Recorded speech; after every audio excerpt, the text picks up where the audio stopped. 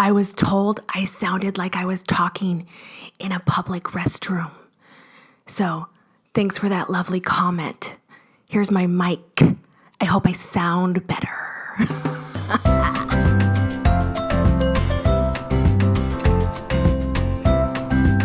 Welcome back to my channel. Today, we are going to be discussing quite a few things, and I'm going to be answering your questions. I opened it up for people to ask me anything, so let's dive right into it.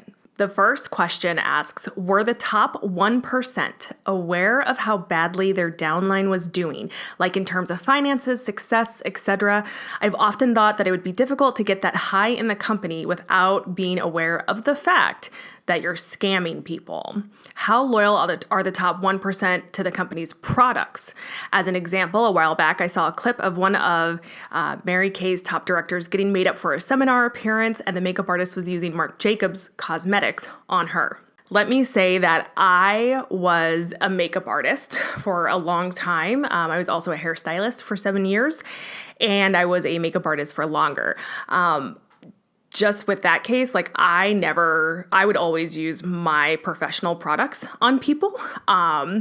Makeup artists usually have their own stash. So that could be like the makeup artist could have just been like, hey, I'm using my stash. Sorry. I don't want to use these other cosmetics that maybe she thought weren't as good. So that could be what happened there. As for were the top 1% aware of how badly their downline was doing? Yes. You are aware that people are struggling, okay? You're completely aware of that. And the hard thing is that once you get to the top, like when you're in the 1%, although remember in an MLM, whatever you do, even at the top, it's never enough. You have to get more, and it's so draining. But when you do all the things that they tell you to, and then you see financial success, that reinforces the belief that, oh, I did everything they told me to do and it worked. So now I'm here and all these people on my team just need to do the same thing, and then they'll see success. And when they don't see success and you ask your uplines or mentors, why aren't they seeing success? And they say things like, oh, well, they're not working hard enough. They just need to try harder. They need to do more self-help or personal development. You think, oh, that's what needs to happen. But after a while, it got to the point, like for me, and one of the reasons I walked away was because it was like, okay, everybody can't be failing. You know what I mean? Come on now. This is I know that hard work is good and hard work pays off. And that's what they always tell you. You just need to work harder. You need to do all these things. But how hard? Why is everybody not doing well? Why is everybody struggling? And so even at the top, there is this pressure where it's you wonder if your team is failing because of you. Because remember, the statistics aren't real. In an MLM, they don't believe the FTC study that's on their website. Well, it wasn't done by the FTC. It was done by somebody else. But the FTC has that study on their website. I think it's called The Case for and Against Network Marketing. And they talk about how 99.4% of people lose money in an MLM. In an MLM, we're not believing that, right? When I was in an MLM, I was always told, oh, those numbers are skewed. They're not real. So you're not up there wondering oh, well, maybe the statistics are real. No, because you don't believe in that. You've been indoctrinated to not believe that. You've been indoctrinated to believe that everybody's failing because it's their fault, because they don't want it bad enough. They're not trying hard enough. But I got to the point where it's I don't think this is the case. And it wasn't until later when I was out that I realized it's the size of your network. That's what matters. So don't think the people at the top are special. Yes, they're hard workers, but people at the bottom can also be really hard workers and lose money. It's about the size of the network. Now, let me say for the people who have been at the top and they've been there for a very long time, 10 years, which rarely happens, but my ex-upline of my first MLM, that would have been she's probably been in it for over 10 years now, and she makes multi-millions a year. there's so much cognitive dissonance, and I do believe that people are victims of an MLM. It also just makes me wonder if like maybe they are looking a different way, like they don't want to see it. I really think cognitive dissonance plays a big part into it.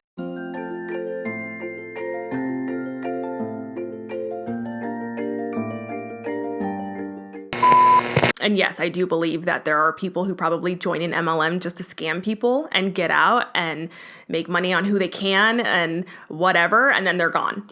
Whatever. But I think that the majority of people who join an MLM are good people, and I think that they've become victims of fraud, of scams, of legal pyramid schemes. That's my opinion. As for the products, I think people, like I always saw people being pretty loyal to the products. Like I was always very adamant on not promoting something that I didn't like, because why would I promote something I didn't use?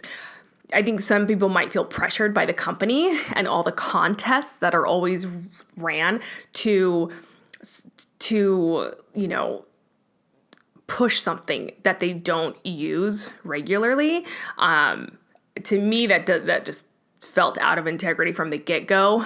But maybe I learned that because I was a hairstylist, and like I wouldn't push products on my clients that I didn't think would genuinely help them, or that I hadn't like tried and said, yes, like this is great, this will work wonderfully for you, or no, this is horrible.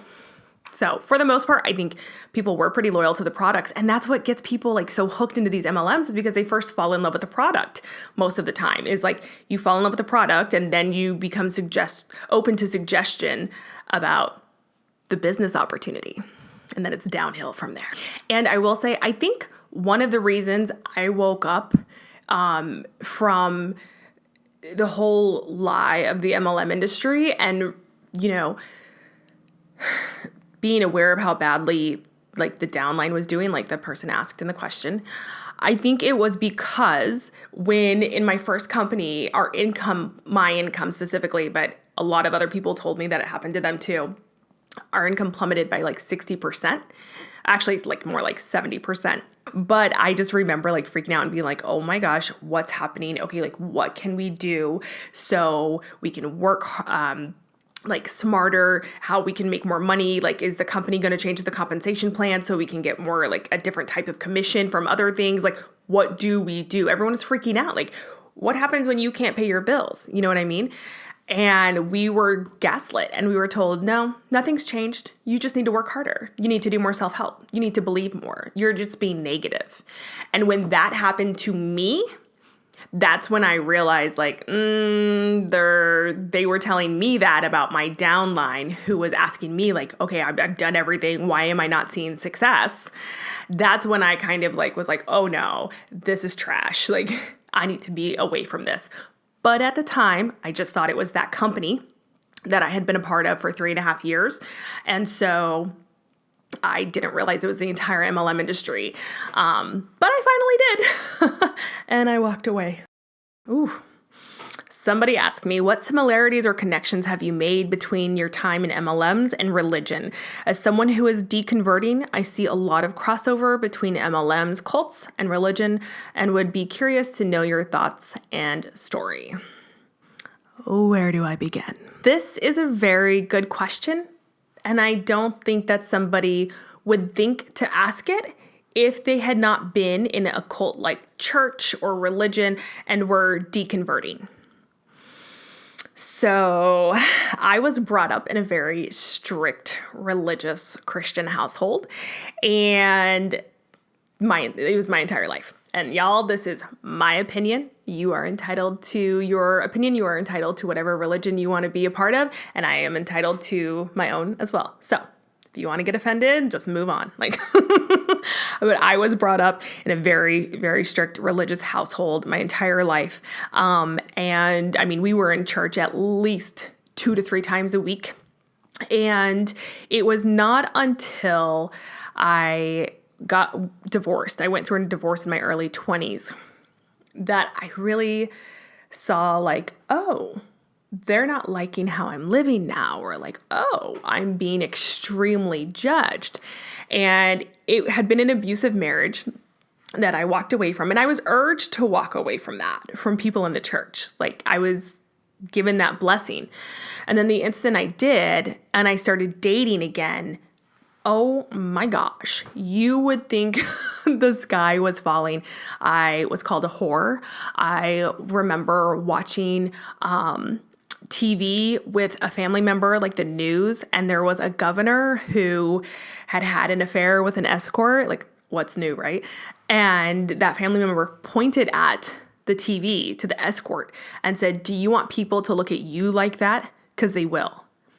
Just because I was dating after going through a divorce, like it was crazy. So I started to push myself away from the church. I left the church in my early 20s.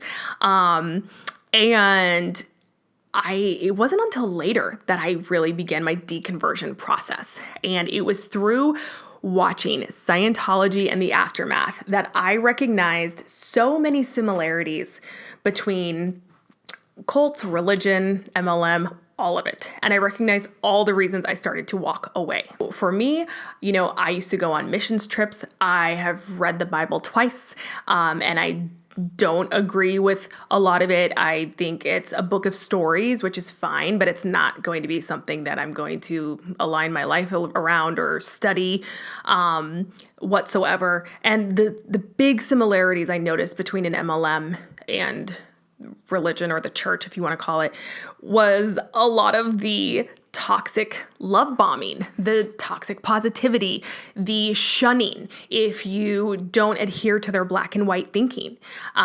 You have to be careful with questioning things. You have to be careful how you word things. And one thing that I really couldn't stand was the sacred science, because that will begin to wear you down. And I think that nobody explains the sacred science better than Doug, who I interviewed on my channel. And he is a Christian. He believes in what he believes, and I applaud him for that. But he did leave a Christian cult, and he is now a licensed therapist, and he explains this so well. All cults have a sacred science. I was going to ask you about that. I literally wrote down sacred science because I wanted you to tell us the behavior that people can exhibit in social groups, and what can happen in there. Well, whatever it is going to vary from group to group, and an Eastern yoga cult may have a different sacred science than a Christian group. Christians may think I'm not praying enough, or I'm not reading the Bible enough, or whatever it is that they have to do to make the thing work. In your group, maybe you weren't reading enough self-help books, or whatever. And a lot of times, a lot of the multi-level marketing does have some crossover with Christian stuff in this country, or New Age stuff. But, so I'm not doing enough of X to make it work, whatever that is. And there's a sacred science. So it's a way that you're supposed to be doing things, whether it's read the Bible, pray, confess your sins, sometimes fasting or other, things like that. But the point is, you can never do it well enough. You can never really succeed, because it's that guilt that keeps you going. It's that sense of, I'm not doing it right. So you have to believe that it's possible to do it right, but also that you're falling short, so that it's this never-ending message of work harder. It's a never-ending message of work harder, and that's how they keep you on the treadmill doing that. And trying to go through life like that is exhausting, where you're constantly trying to be like God or like Jesus or whoever that person is. And if you leave or walk away like, oh, you're a horrible, dirty sinner, or you're of the world, or you're of the flesh. This sounds crazy to me. You probably haven't grown up with this type of loaded language. But loaded language is also another symptom of cults and religion. It's when outsiders don't know what you're using, the language you're using, and that's by design. So only those people who are indoctrinated know what they're saying, things like that. MLMs do the same thing, right? Like, so if I were to say to you, let's say you were with a friend, and I said to you, did you hit your quota this month? You would know exactly what I was talking about. Your friend would know exactly what I was talking about, right? If I said to you, did you hit Success Club this month? If you were in that MLM that used that lingo, you would know exactly what I was talking about. But your friend who wasn't in the MLM, they wouldn't know what that meant. That's loading the language. One of the biggest things, though, for me for walking away from religion is that women are not equal to men. And that, for me, was a big red flag because I do believe in equality of the sexes. And I have yet to find a single religion where women and men are equal. And I've studied theology, and I have not found a religion yet, even Buddhism, women are not equal to men. And I really wanted to go down that path because I thought it was so cool and Zen. And this is not against anybody, but who does go down those paths. But this is why I walked away, and noticing just all the toxic positivity and all those cult-like traits between religion and an MLM, and the black and white thinking where it's, if you're not for us 100% and doing what we say and how we say it, then you're against us and you're a dirty sinner, or you are lazy. In an MLM, they would say you're lazy and you're not trying hard enough. And that's why you gave up in the MLM, right? So in an MLM and in the church, you are given a community, a large community who's cheering you on, who's always there for you, who believes in you and supports you and everything you do.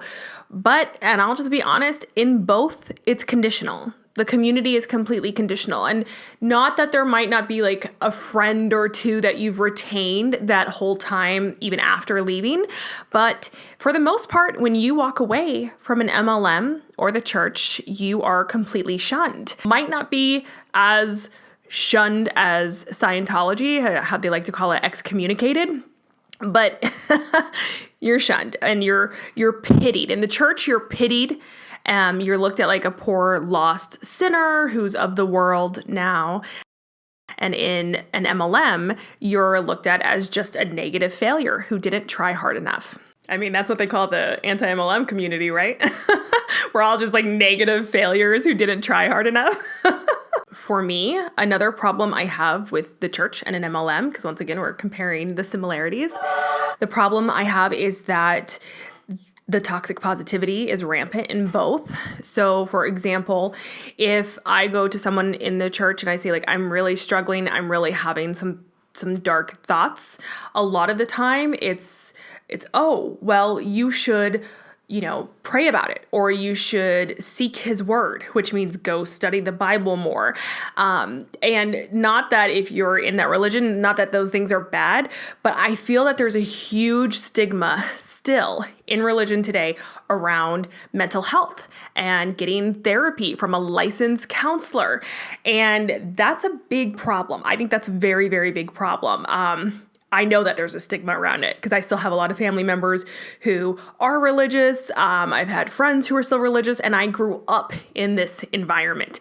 And I know the stigma that's there. They might say oh yeah, if you need counseling, go for it. But you're supposed to be able to find everything you need in God, right? So whereas in an MLM, if you start having a hard time and maybe you're feeling down about whatever it is with your business, or if you start questioning things, you're told that you're being negative and you need to go do more self-help.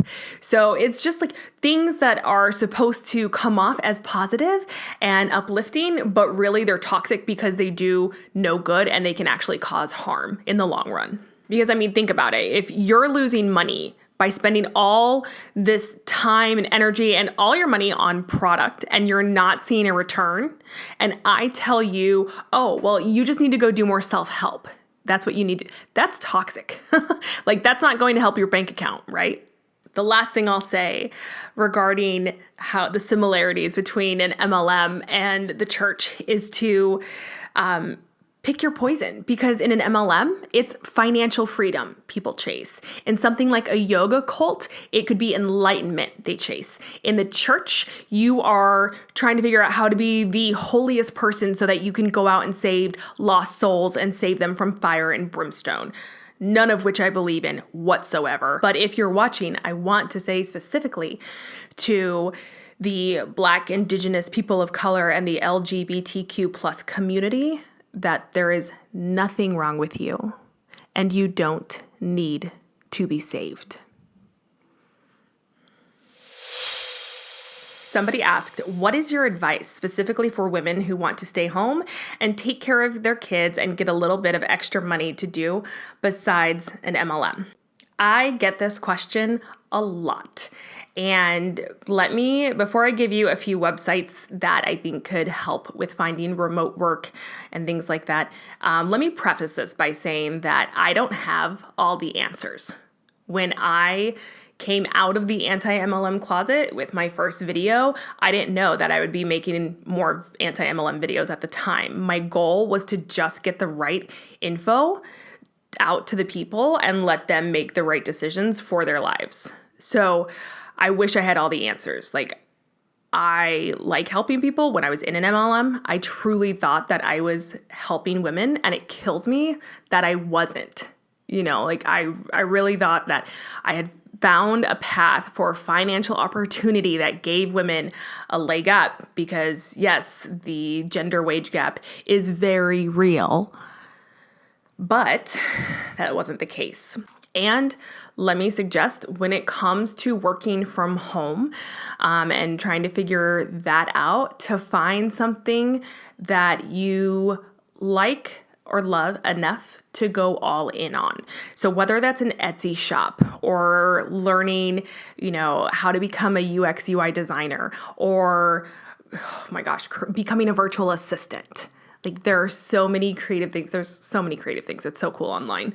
But pick that and go all in and really study it until it can become your craft.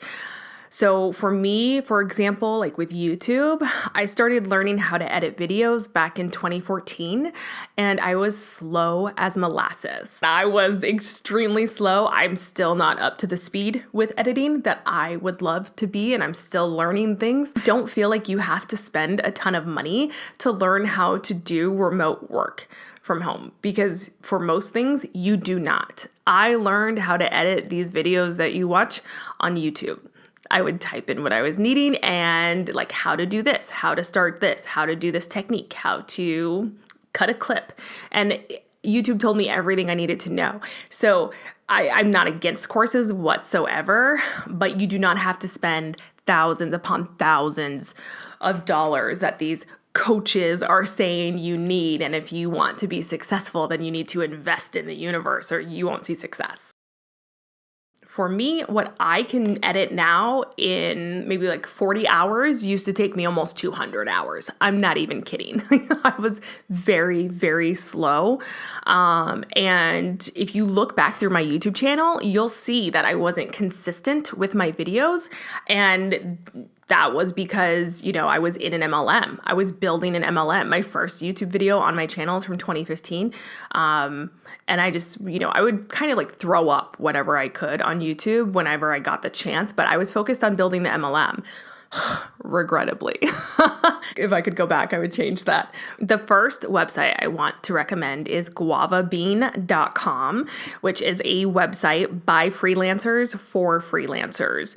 They have a podcast, a newsletter, and a Facebook group. And I believe in their weekly newsletter, they list the jobs for freelancers that they're looking for, immediately to fill. I think they also do that in their Facebook group. So yeah, have your resume and your portfolio ready because those jobs do go really quickly, and make sure to get on their email list. I want to say, I'm not sponsored by any of these things I'm mentioning. I just know after I left the MLM industry, I was kind of okay, what can I do? Because I like working from home. I like working on the computer with my own side thing.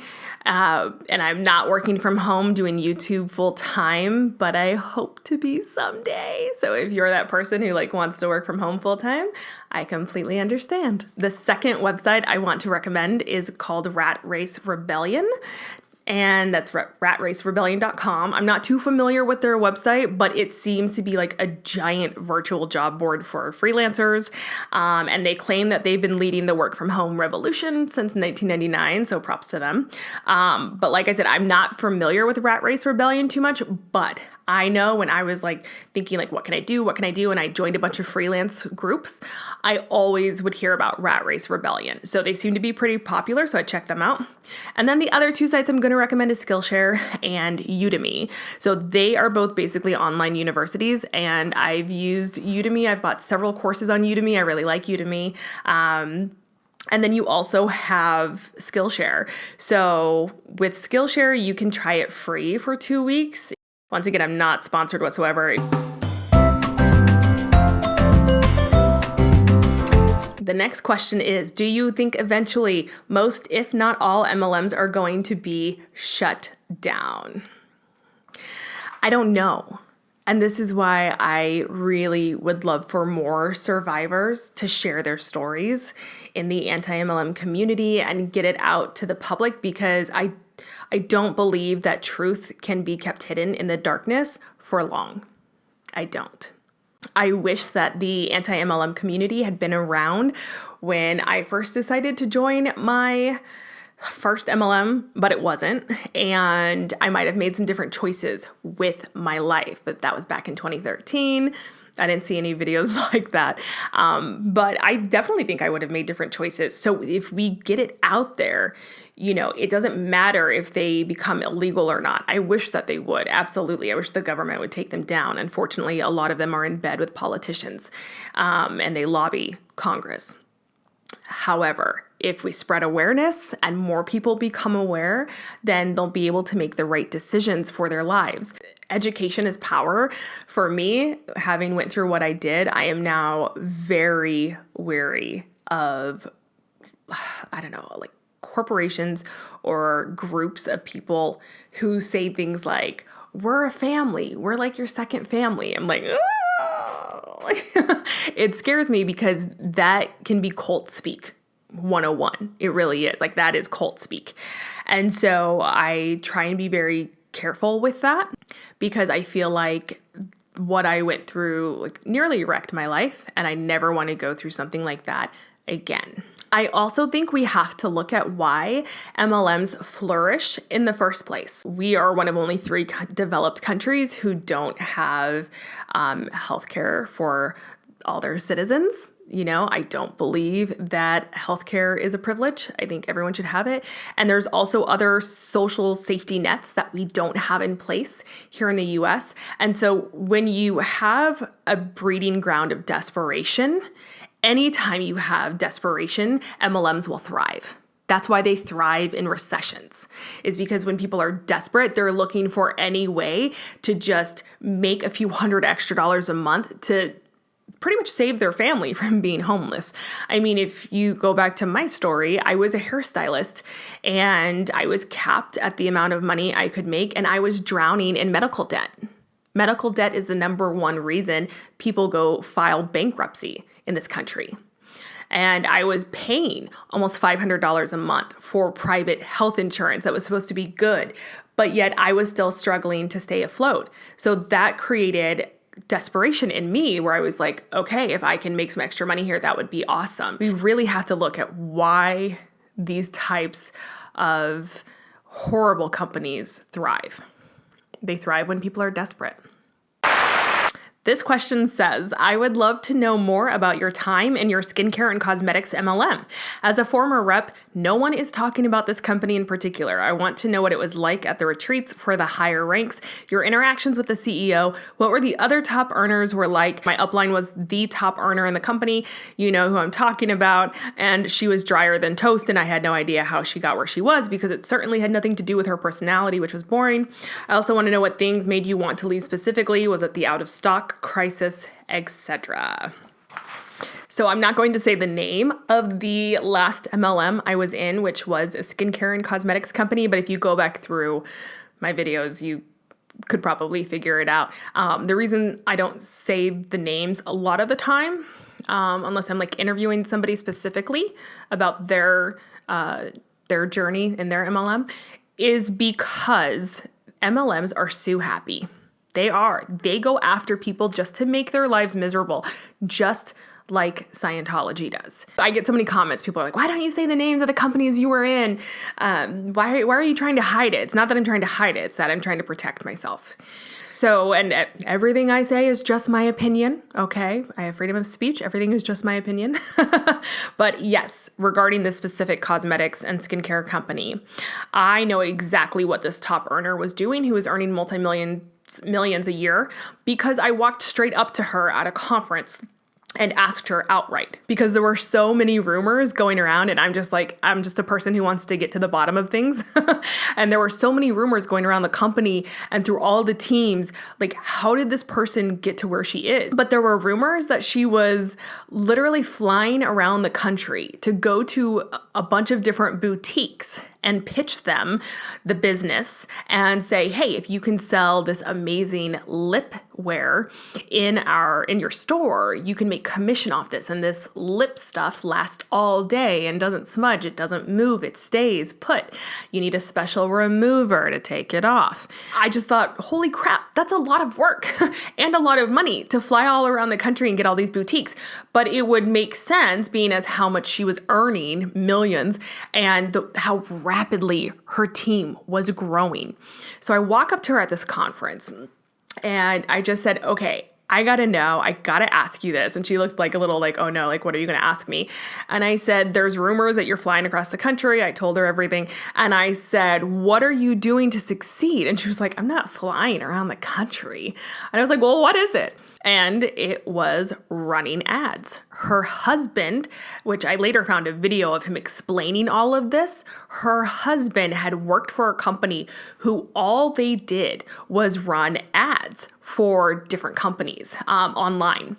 And so he knew how to run all these specific online ads, especially Facebook ads, and target her demographic, which is what you do in online ads. You can target people down to, like, it's almost scary how well you can target people. And that's what he did. He had to be extremely, extremely good, especially working for a company where that's all they did and that was his job. Because I even took a $300 ads course for learning how to do Facebook ads, and I know how to do it, but to find a winning ad is so hard. It's so hard. And you have to understand that, like, that's why Stephen Hassan, who created the BITE model and also wrote the book Combating Cult Mind Control, he's a licensed therapist, and he does call these MLMs commercial cults. And he says you have to show yourself grace when leaving a cult, because you were lied to. Had you have known everything you were getting into when you first signed up, most likely you would have never joined. And that's exactly what happened, because when I signed up, I didn't know that I would have to run ads. I didn't know that I would be doing all these things down the road. But that's what happens when you run out of your warm market. And there's nothing wrong with running ads if you have a business. That's part of business, right? Except for when you're constantly being indoctrinated that, no, you just need to believe. You just need to believe in yourself, and you just need to work harder. And if you're not seeing success, it's because you're negative, right? So those are two conflicting ideas that, oh, you just need to believe. But hey, you also need to run ads to make your network grow. Well, which one is it? It's very not transparent at all in the MLM industry. If you, like, people don't realize that when they join an MLM, that they're going to be subjected to all this stuff. Like, they're just told, like, oh, you just need to share the product and have fun. Like, no, let's be honest, like, you're going to have to run ads once you run out of your warm market. And I never found a winning ad, but I will tell you, a lot of the people who are at the top, they have been able to find ads. Now I'm going to show you just like a short version of one of the ads she ended up running once she had the money to afford to be able to do this ad. And it's insane. Like, the woman speaking is not her. I will blur her out because I'm just not going to show her off like that and do that. I just think it's kind of rude. But this is extreme. And it's like, how does somebody compete with that? Have you ever thought how cool it would be to be a hashtag girl boss and start your own business? Yeah, but then you also realize you're not going to get a small loan of $1 million from your dad. You've got this insanely busy life you just can't drop, but you also have this feeling like you could be doing more, like there's all this potential inside of you just ready to be realized. Well, what if you could have an outrageously popular product that's already proven to sell, the best mentor in the biz, marketing materials, training on operations and taxes and all that crap, and all the best strategies and tactics handed to you to start your own business? Oh, I don't know. That all sounds too easy. Okay, well, eating a whole chocolate cake is easy, Barbara. Doesn't mean I'm not going to do it. She's built her business from the ground up, right? She's grown a team of 8,000 lady rock stars and has become one of the top and fastest growing distributors in the world in 1 year. This is the long-lasting lip color that's taken the world by storm. And what's really cool about Lens is it's really cheap to get started. You can literally get started for as little as $55. The only really difficult thing about being on this team is trying to decide what you're going to do with all the money you're going to make. Just kidding. It's not difficult. I think most of us have a long list of things we'd love to blow some dough on. Am I right? And girls have an incredible success rate. I mean, the odds are pretty dang good, but they're even better if you're a straight up baller. So whatever your motivation is, shop until you drop without having to explain your new disposable income. Working from home. Taking your family on more trips. Smile, honey, you're grounded forever. Building a savings that helps you sleep better at night. Or even something as simple yet rewarding as covering the cell phone bill each month. Click this link and shoot me a text and let's talk about your goals and how I can help you succeed. And I gotta say, this ad probably broke so many FTC guidelines or laws. Like, it broke so many of them. Now, this person asked why I left this specific company, and she mentioned the out of stock. The out of stock, or what we used to call it was the out of stockalypse, was when somebody, basically the company was saying, you need to get your hands on this product because this lip color is going to be sold out fast. And it was selling out. It was selling out like crazy. So we were told. So distributors would stay up till past midnight waiting for a certain product to launch, knowing that it was going to launch on like this day or it's supposed to launch at this time. Because if you didn't get the product, like if you didn't check out with that product within 5 minutes, you weren't going to get it. You were not going to get it. It happened even with like the ugly colors that people don't wear, that like weren't super popular. And at the time, we're just like, oh my God, we need the colors. But you're a distributor. Like, so you have to buy all the product and then sell it to people. So it's not like your customers were logging on to buy it. It was you. And if you didn't sell it, oh well. So, and you couldn't even check out without first hitting that you had sold 70% of the product. You couldn't check out if you didn't select that box, that check mark box. So that just protected the company from any lawsuits, which is pathetic because most people did not have it sold when they checked out. But it later came to be that people were constantly speculating, like, was that really even a thing, the out of stock lips? Because they were saying like, oh, the company's growing so fast, like we can't even keep things in stock. You need to get people to join now. We're in the momentum phase. MLMs love to push this, the momentum phase. Oh, I never want to hear that again. But they were saying like, you need to get people in, like, see, we're selling out. And looking back, I do wonder about that. Like I would like to think that they weren't faking it, but I have serious doubts. I don't know. The thing that made me leave that company was the stress of it all.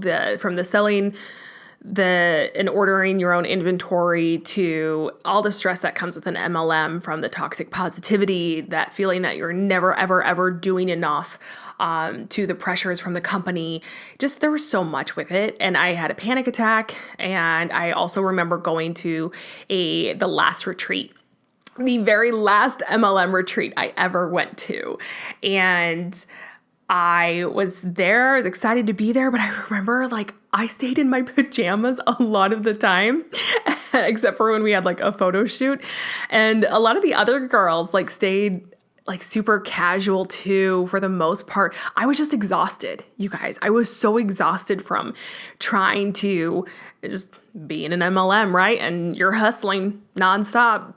And I was doing well in the company. I was high up, but I I was so tired, and so was everybody else there. My upline, there was actually blood in the sheets of the bed that she was staying in, and we know because she was sharing it with one of the other girls.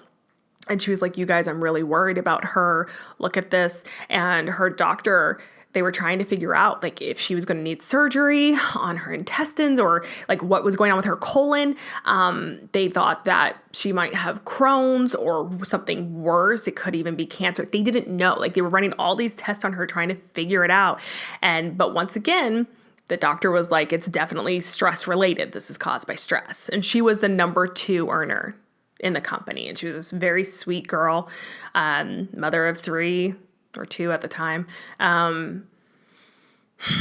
It was stressful. It was so incredibly stressful. And so just seeing that again, after having seen that before in my first company, like, okay, nobody at the top is happy. They're literally exhausted and dying of stress. Like I had to get out and just abandon the industry because I knew it was going to be the same in a lot of other companies. And I looked into other companies too, before completely walking away. And I talked with people and I tried products and I looked at how they did things and I was like, this is all the same.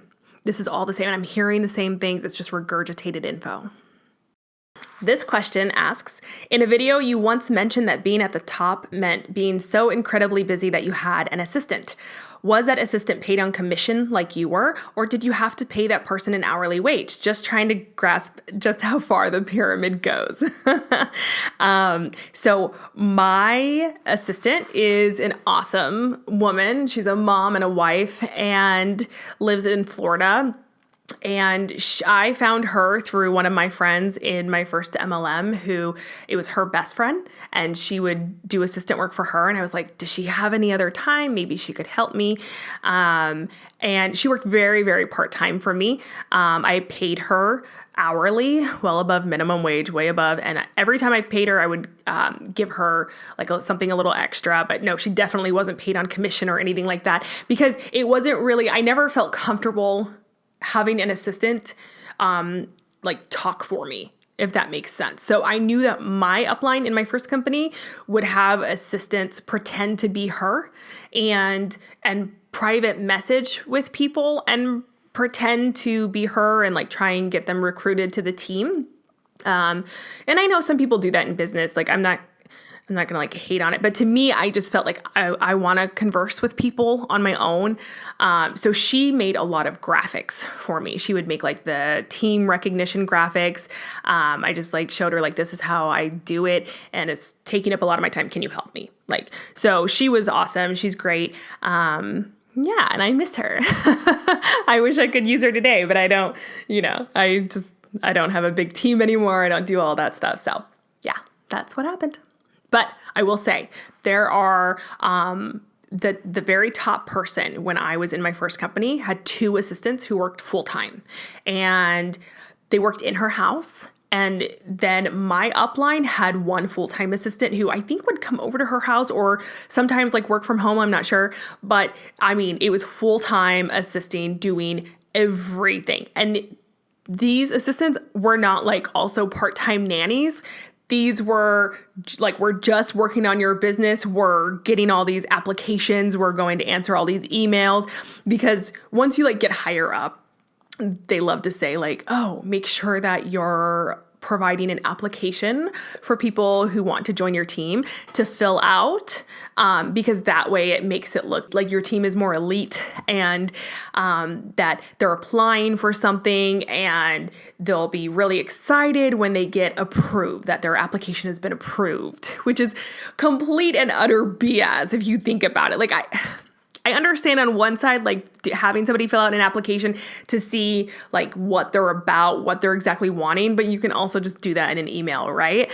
But the whole application thing to make them feel like, oh, like I get to like actually be on her team or whatever. It's just stupid because MLMs are known to have a very low barrier to entry. So, I mean, you take anybody and everybody. There is one question I've noticed a few different times, and it's about drama in the anti-MLM community. It's very interesting because at first with these questions, I was like, I don't know what y'all are talking about. Like I started getting these questions a few weeks ago. Back in, I would say like the beginning, probably early of September, actually, I started getting questioned about like the drama in the anti-MLM community. And I was just like, I don't know. But I also don't have Instagram or Facebook. I deactivated all my accounts. I don't have Twitter anymore. Like I just do YouTube. And so I might be out of the loop because I'm not in the specific groups that I used to be for like the anti-MLM community or whatever. And I was hearing that there's drama now and I was like, I don't know what they're talking about. Like I haven't heard anything and I don't have any drama going on. But certain anti-MLM YouTubers came out that they were no longer anti-MLM and whatnot. And it's very interesting. I think that a couple of them who came out and said some things were, I don't know, it's sad. One person said like, oh, they're not victims. Like, oh, so what, you lost some money. Like it's not what I went through, which has been really, really hard, or, what other real victims have gone through. And that I say is complete BS because losing money does make you a victim. And if losing money was the worst that happened in an MLM, like it still makes you a victim. But unfortunately, that's not the worst that happens in an MLM. The worst that happens is you walk away losing money, losing so much time, having damaged relationships, and feeling like a complete failure, and having a huge toll taken on you mentally, emotionally, and physically. That makes you a victim. Okay. You can't compare apples and oranges. Like if somebody was having a charity run for a breast cancer, right? So let's say a breast cancer 5K. If somebody ran up to that breast cancer 5K and was like, but what about colon cancer? Colons matter. You'd be like, yeah, they do, but we're running for breast cancer today. Like that's our focus, right? So it's okay to be a victim of an MLM and know that, and then also recognize that there are other traumatic things that happen in the world to other people.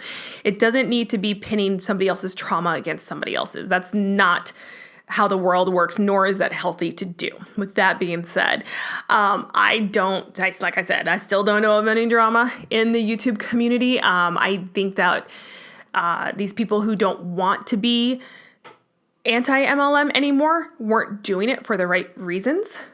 And they were doing it because it was getting them views. And that views means money, obviously.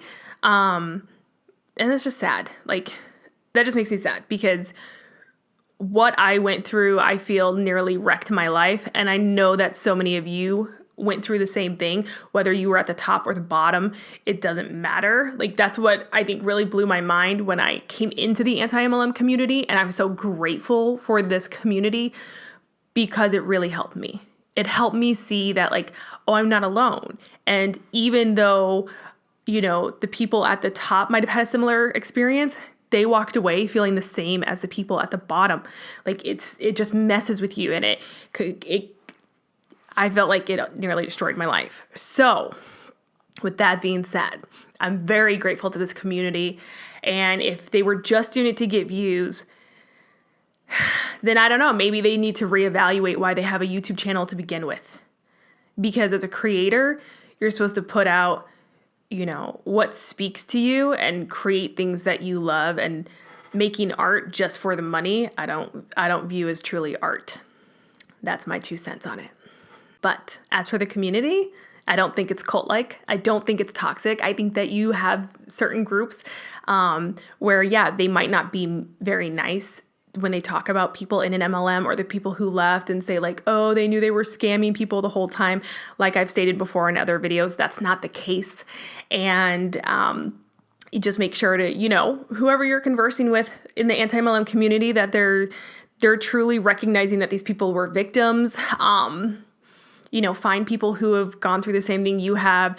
But I don't believe that the anti-MLM community is a cult in any way whatsoever. And this community helped me so much. So thank you to everyone who has left a nice comment and shared your story. because I know it's not easy at all. And I know when you leave an MLM, you're left with nothing and you're made to feel so alone and like you're stupid and you're gaslit and told that no, you didn't experience those things. You're just negative. And that could not be further from the truth. All right, that's the video. I hope you enjoyed. If you have questions for me, comment below because I will do a part 2 because I had so many questions and it was exciting seeing all the questions. So yeah, let me know what else you got. And thanks for watching. I hope to see you in the next video.